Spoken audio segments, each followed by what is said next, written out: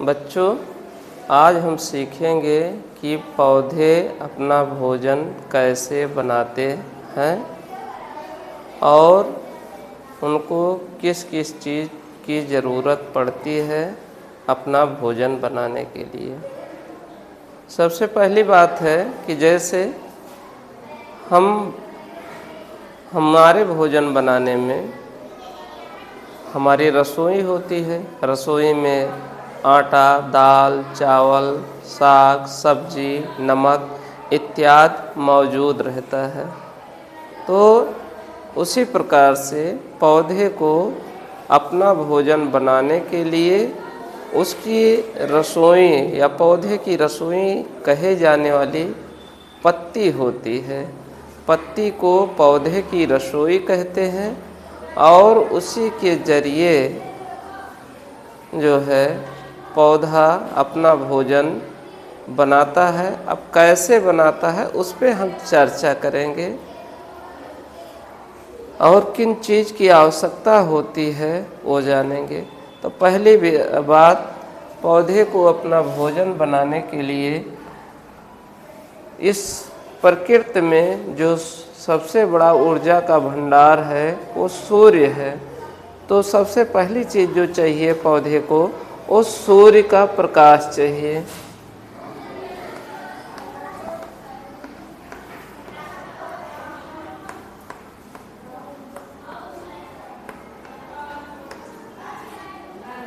दूसरी चीज़ जो चाहिए वो कार्बन डाइऑक्साइड गैस चाहिए।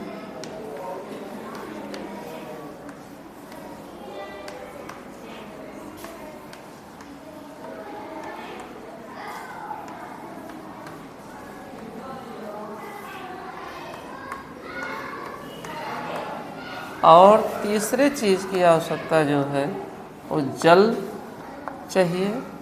और सबसे मुख्य चीज़ पर्णहरित की ज़रूरत होती है जो पत्तियों में पाया जाता है।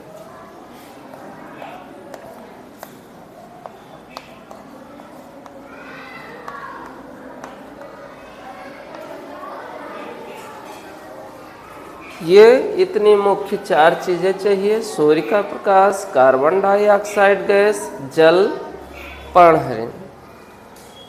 अब सबसे पहले क्या होता है कि पत्तियों का रंग हरा इसलिए होता है क्योंकि उसमें पर्णहरित नामक लवक पाया जाता है। तो सबसे पहले क्या होता है, ये जो पत्तियां होती है इसमें पर्णरंध्र छोटे छोटे छिद्र पाए जाते हैं।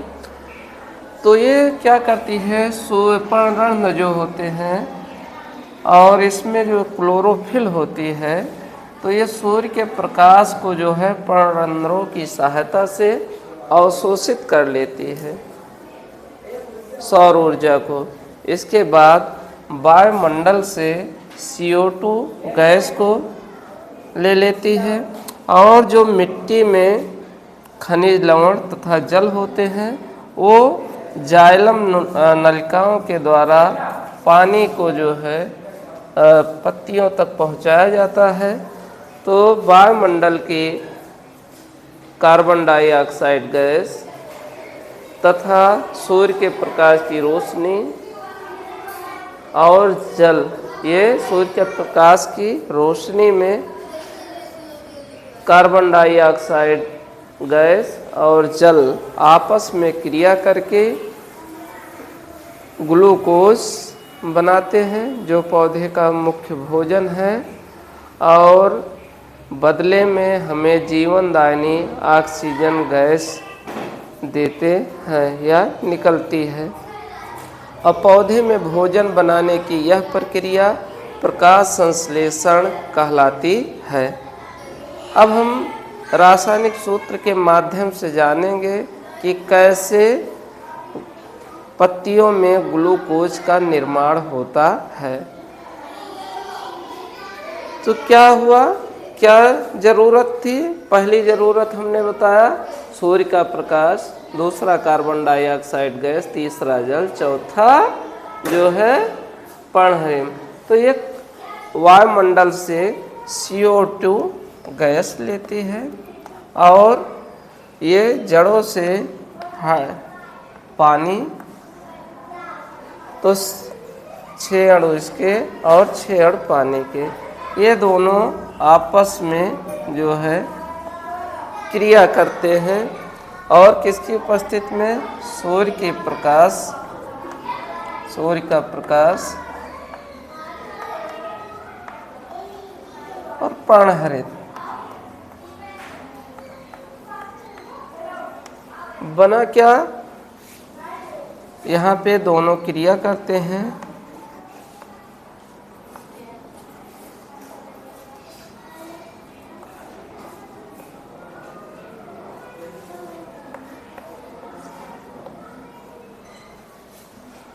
तो ग्लूकोज का एक ग्लूकोज बना और ऑक्सीजन मुक्त हुई, जिसका उपयोग हम सांस में लेते हैं।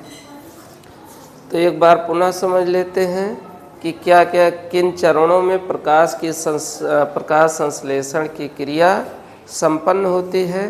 तो सबसे पहले क्या होता है कि सूर्य के प्रकाश को पत्तियां जो पर्णांध पाए जाते हैं वो अवशोषित करते हैं। इसके बाद जल को जाइलम नलिका जो पत्तियों तक पहुंचाती है, जल को पत्तियों से और वायुमंडल से कार्बन डाइऑक्साइड गैस को अवशोषित करते हैं, जिससे जो है वायुमंडल की कार्बन डाइऑक्साइड गैस और पानी आपस में क्रिया करते हैं और उस पे पत्तियों में ग्लूकोज का निर्माण होता है और ऑक्सीजन गैस मुक्त होती है।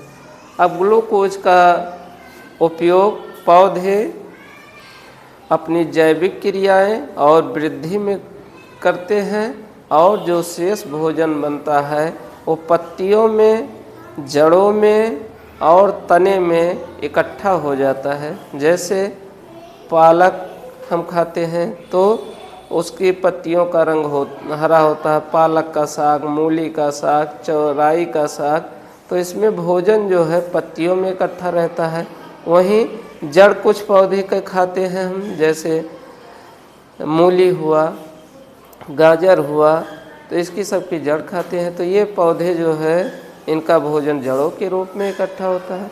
तने में जैसे हम घुइयाँ खाते हैं, गन्ने को चूसते हैं, तो इनका भोजन जो है तनों में इकट्ठा रहता है। तो ये पूरी प्रक्रिया जो है प्रकाश संश्लेषण की प्रक्रिया कहलाती है।